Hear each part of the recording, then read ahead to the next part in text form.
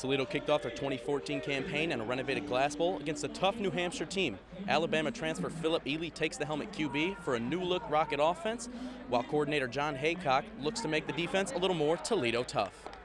New faces, new uniforms, and a new Glass Bowl, but the same old Rockets came to play on Saturday.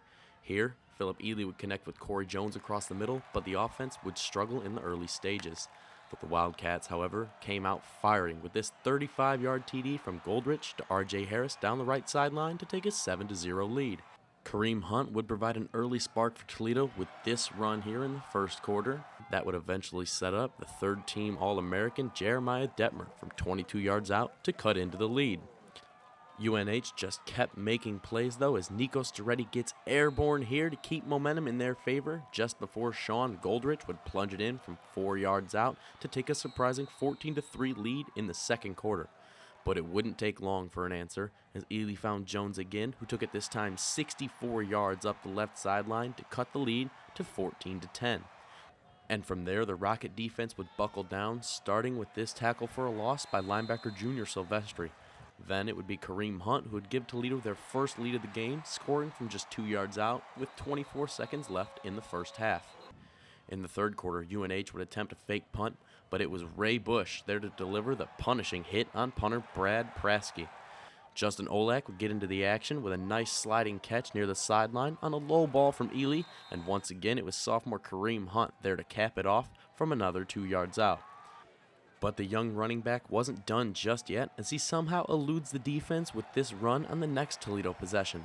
This time it was Hunt's running that would set up this 9-yard toss from Ely to Olak to take the 30-14 lead halfway through the third quarter. With the gains slipping away, the Wildcats dug into their bag of tricks, pitching the ball not once, not twice, but 3 times before Goldrich would throw back to Harris up the left sideline, who would bob and weave through the Rocket defense, making guys miss and making a huge gain for the Wildcats.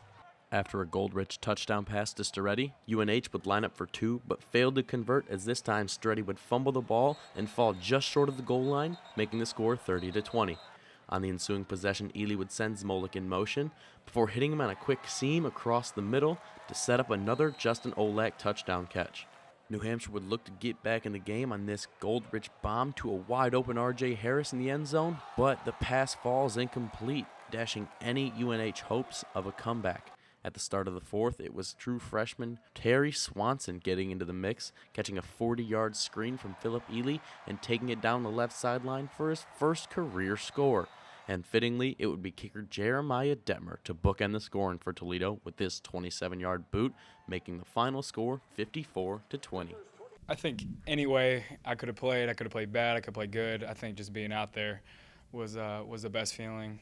Being a part of a team that you're the guy that all the eyes are on, really was special. All we did is executed better in the second half. I don't think we changed anything. I thought our emotion in the first half was equal to what it was in the second half. I just thought we did some things better. Detail, fundamentals, some of those things were better, and I think you get that sometimes in a first football game. That strong showing in the second half was enough for Campbell and the Rockets to seal their win and turn their attention to next week's matchup with Missouri.